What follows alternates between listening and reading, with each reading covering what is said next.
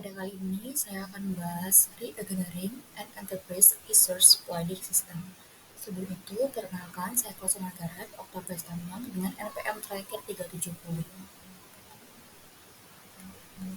Pada waktu ini, kita akan mempelajari bagaimana ERP berkontribusi pada rekayasa ulang proses bisnis yang dikombinasikan dengan penggunaan teknologi informasi terbaru.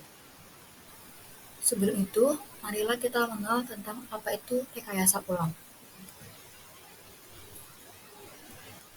Rekayasa ulang adalah merancang ulang proses bisnis demi tercapainya peningkatan yang signifikan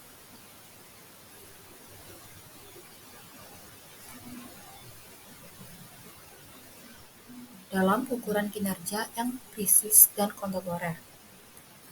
Untuk memahami rekayasa ulang, penting kita untuk memahami konsep rantai nilai. Rantai nilai ini terdiri dari dua, yaitu rantai nilai aktivitas primer dan rantai nilai aktivitas sekunder. Pada aktivitas primer, perusahaan itu meliputi logistik masuk, operasi, logistik keluar, pemasaran, dan layanan. Kegiatan-kegiatan ini penting untuk menciptakan, memproduksi, memasarkan, menjual, dan mendukung suatu produk atau layanan. Sistem informasi ini mendukung masing-masing kegiatan utama. Sistem informasi ini dapat memangkas biaya, melakukan aktivitas nilai, atau dapat digunakan untuk menyediakan fitur nilai tambah bagi produk atau layanan. Misalnya pada aktivitas logistik luar. Ini berurusan dengan proses pesanan kepada pelanggan. Kemudian ada entry pesanan online. Pada kegiatan informasi sistem pendukung kegiatan utama. Di bagian keluar logistik, ini ada sistem entry pesanan online. Sistem ini memungkinkan pelanggan untuk memesan secara elektronik yang dapat memangkas waktu dan biaya aktivitas nilai. Kemudian ada rantai nilai aktivitas sekunder. Serangkaian kegiatan sekunder ini mendukung kegiatan utama organisasi. Kegiatan sekunder ini meliputi struktur organisasi, sumber daya manusia, teknologi, dan pembelian. Sistem informasi ini dapat mendukung masing-masing sektor sekunder di aktivitas ini juga. Misalnya pada surat elektronik yang terdapat di bagian organisasi. Nah, surat elektronik ini dapat mendukung struktur organisasi dengan memanfaatkan fasilitas komunikasi yang tepat waktu. Kemudian pada aktivitas pembelian, ini dapat mendukung pembelian dengan memungkinkan agen pembelian untuk terhubung ke database pemasok untuk melakukan pemesanan, menentukan tingkat kesediaan, dan memeriksa harga. Selanjutnya ada rekayasa ulang proses bisnis. Salah satu prinsip terpenting dari rekayasa ulang bisnis adalah melepaskan diri dari aturan yang sudah ketinggalan zaman. Dalam hal ini, perubahan prosedur, dukungan teknologi, dan kolaborasi lintas fungsi mengurangi biaya administrasi. Adapun elemen-elemen rekayasa ulang bisnis yang terdapat pada tabel berikut. Yang pertama, elemen proses bisnis. Adapun kegiatannya itu mengoptimalisasikan proses bisnis yang ada, serta memisahkan dari aturan yang sudah lama jadi aturan yang terbaru. Kemudian ada elemen kedua, integrasi. Kegiatan ini mengintegrasikan proses bisnis. Elemen ketiga adalah teknologi dan teknologi koordinasi lintas fungsi. Ini menggunakan teknologi untuk mendesain ulang proses bisnis.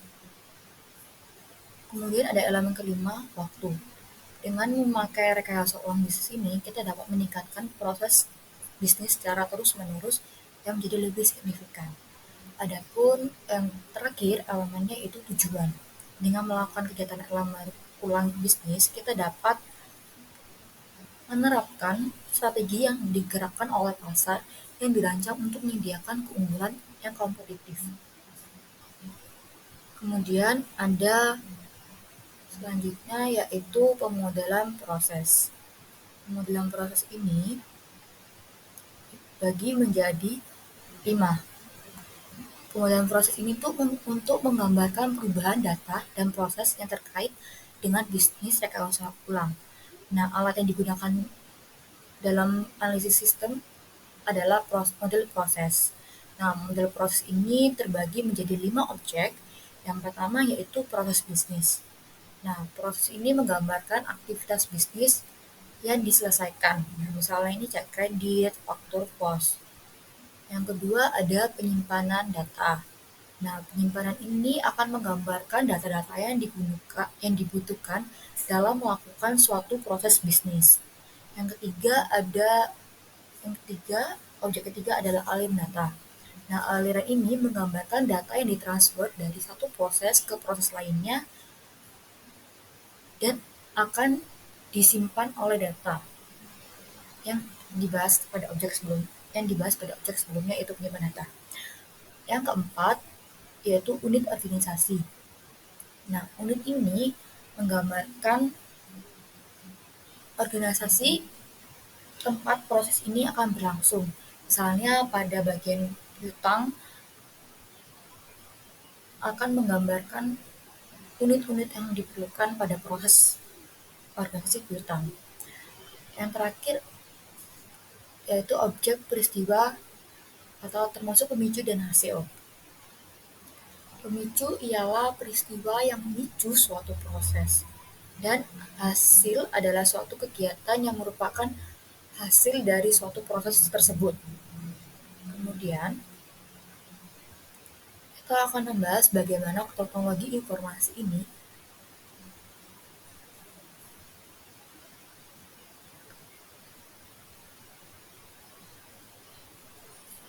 Nah, pada model proses yang menggambarkan sistem pemrosesan pemesanan, ini model ini berguna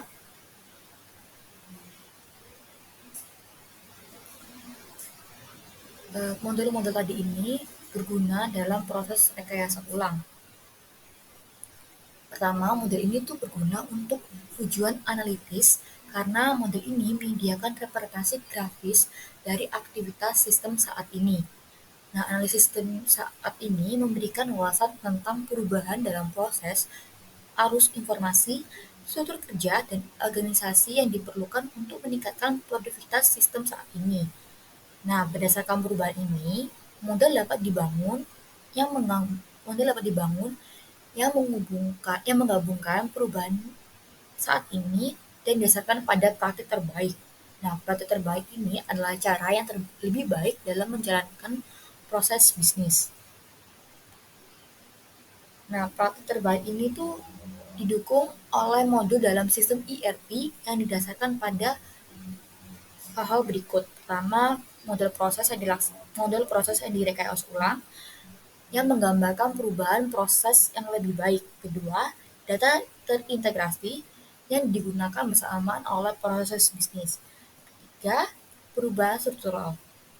Perubahan ini menyederhanakan fungsi bisnis dan memaksimalkan produktivitas. Nah, setelah itu kita harus melihat perbedaan antara model proses bisnis saat ini dan model proses terbaru. Hal ini dilakukan untuk memberikan setiap orang kesempatan untuk menganalisis perubahan dalam alur kerja, sistem kerja, dan struktur kerja yang akan terjadi sebagai hasil implementasi ERP. Nah, kemudian kita akan membahas bagaimana teknologi informasi memfasilitasi ERP.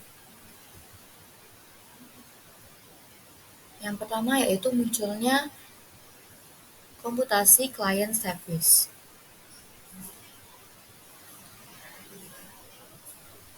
Nah, ada beberapa alasan, yaitu 3 alasan. Yang pertama ialah penggunaan aplikasi dibagi antar klien, yang biasanya adalah komputer pribadi atau servers. Nah, ini juga bisa atau beberapa servers yang menawarkan sumber daya tertentu. Kemudian yang kedua ada komponen komputasi client service.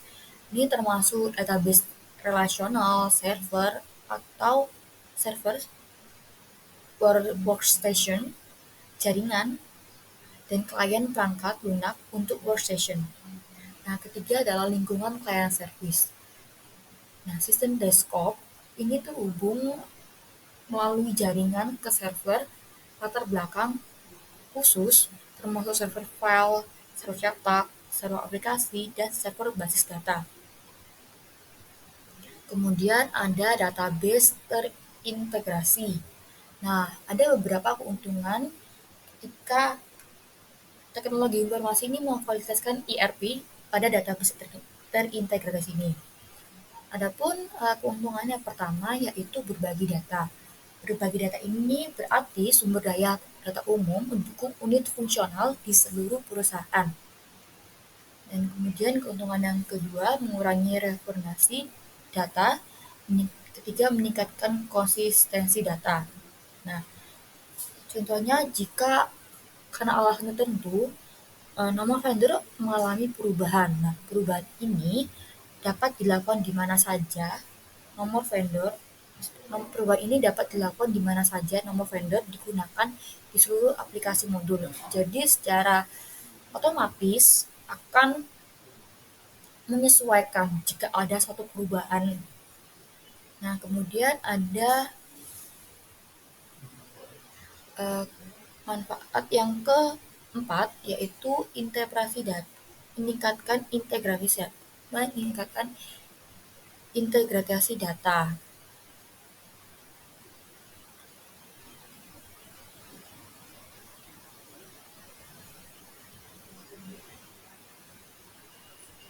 Nah, ketika sistem manajemen basis data dapat meningkatkan integrasi data dan menyediakan administrator pusat, nah administrator basis data dapat mengontrol akses ke data, pembaruan basis data, dan keamanan. Kemudian ada manfaat terakhir yaitu independensi data. Nah, independensi data ini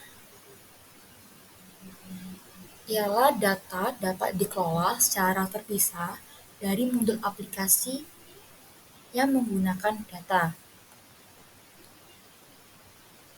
Sekian presentasi dari saya. Terima kasih.